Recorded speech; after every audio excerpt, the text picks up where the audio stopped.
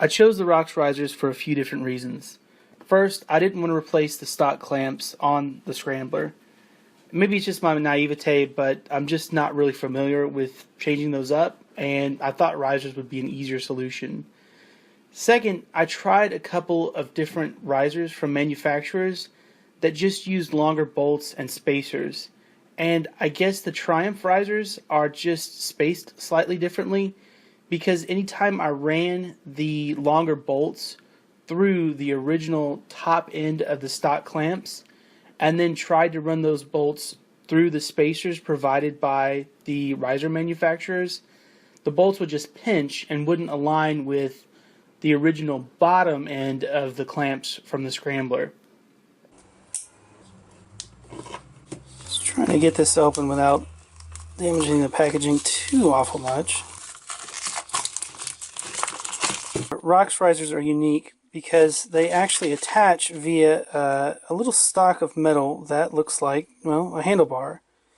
You can see this bit of metal here actually goes into your stock risers on top of the triple tree, and then we've got a new placeholder for the handlebar up here. Now the Rox riser uses the same number 6 metric Allen wrench as the stock bolts, so we'll be using the same tool to attach these. You can see the 2014 Scrambler here. I've installed some Renthal bars, and the stock clamps are really just a little bit low. The controls for the bars feel fantastic just in terms of the sweep and the angle, but they do sit a little bit low, particularly for any type of off-road riding where you might be standing. The setup for this job is pretty simple. All we're going to need to do is actually remove the stock clamps and then put the Rox risers in their place. In order to do this job properly and not damage the bike, what we'll need to do is first install a towel over the tank. With our towel in place, we can now mess around with the stock clamps without having to worry about the handlebars or any of the controls on the handlebars damaging the tank. The stock risers are attached with a 6mm Allen wrench.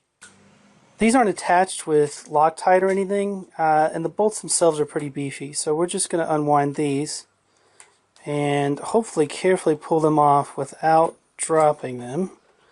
For no other reason than I don't particularly care to bend over to pick them up. So here's one, and we'll set this on the tank, and the second one here.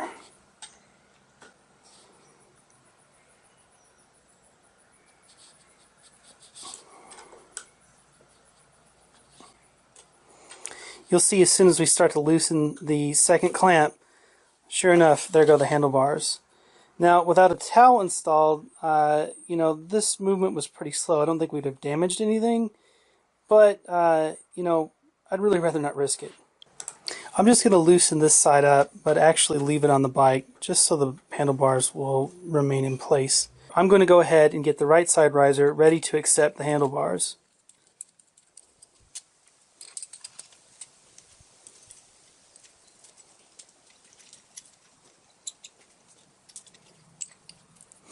And I'm going to go ahead and attach very loosely this riser to this side of the handlebars.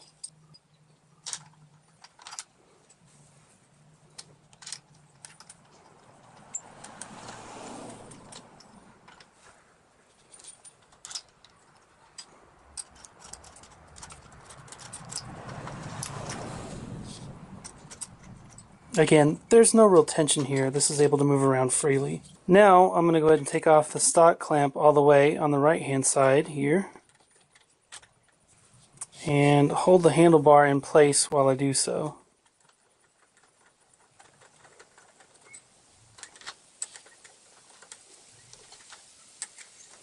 Alright. Now I'm going to lift the handlebar up to the new height and put the Rox riser, or the meat of the handlebar holder on the Rox riser, into the original clamp. Takes a little bit of juggling, but if we're patient, we should be able to get it in there.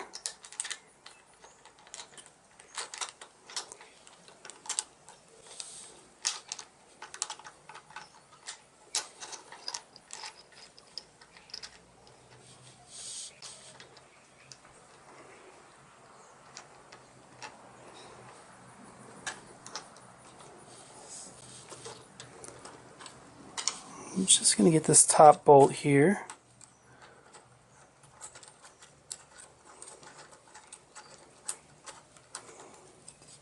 And again, these aren't particularly tight at this point, and that's important because I'll need to adjust the handlebars to the position I actually want them in. And I'm just making sure that this is completely flush by pushing it towards the center of the triple tree before I put any kind of tension on it at all. Alright. Now, I'm going to grab the other piece for the left hand side and get this ready.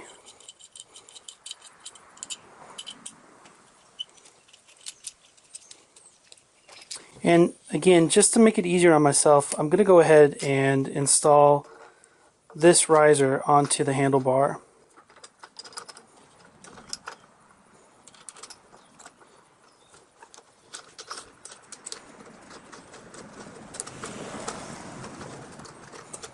And there's no real tension on this. I want this to be able to move freely so I can put it into place. Now, just as before, I'm going to put the meat of this riser into the existing clamp and carefully put the original clamp over the handlebar portion of the rocks riser.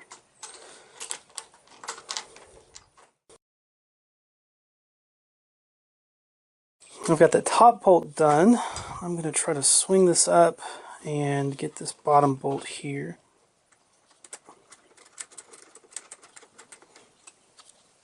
Now, to get the handlebars in the position that I actually want them, what I'll need to do is tighten the bolts of the original stock clamps just a little bit tighter at first. This will allow me to fine-tune the angle of the handlebar, which is what I want to set first.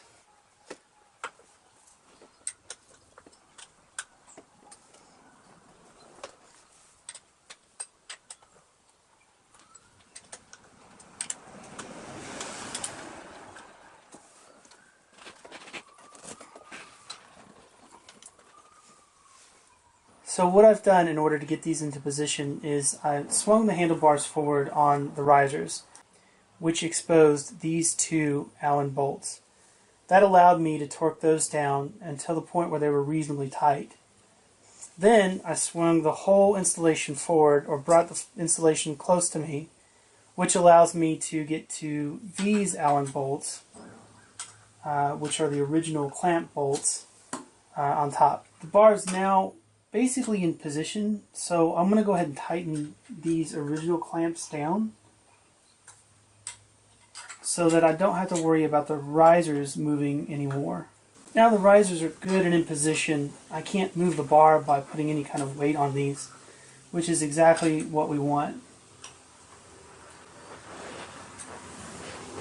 The last step is to actually align the handlebars where I want them, and I can do that because the clamps on the risers have not been tightened. I'm going to get the bars in a position that I'm happy with and make sure that they're aligned to the center of the triple tree. Now, Renthals are really handy because they have this fantastic etching guide so you can see exactly where the bars are relative to your handlebar clamps.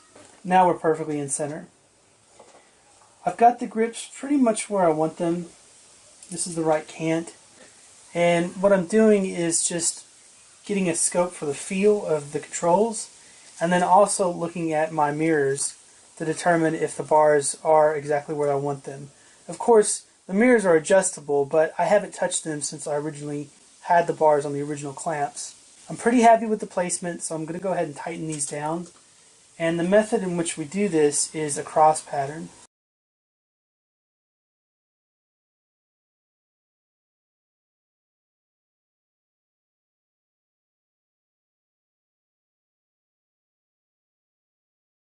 Right, everything seems done up properly.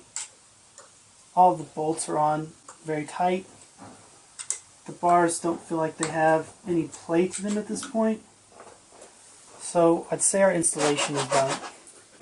Now, before you go riding off into the distance after messing with your controls, you need to swing both of the controls in both directions a couple times and make sure that nothing's pinched or tight. Now, when I first did this, I noticed that when I had the handlebars turned all the way to the right, that my throttle was really tight. It wasn't actually springing forward loose, which means the cable itself was pinched. To figure out what was causing the issue, I had to trace the cable back down through this triple tree and over to the side of the tank, which you can see right here. What I found is that when the handlebars are turned all the way to the left, the throttle and clutch cables were causing some issues. What was happening is that something was causing the clutch cable to stick to the outside of the tank just like this.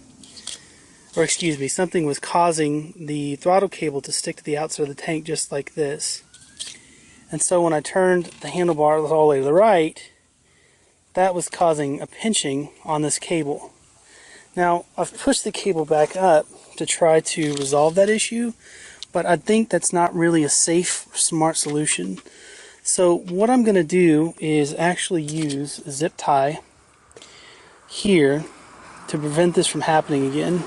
Here's a look with the rock risers installed. As you can see, much better ergos, as the bars are now significantly higher and a little bit further back to make them easier to reach for those long distance trips. At any rate, the risers look fantastic and the bike is starting to get that rugged appearance that I was going for. If you like what you saw, please like the video, share the video, and subscribe to the channel for more reviews, installations, etc.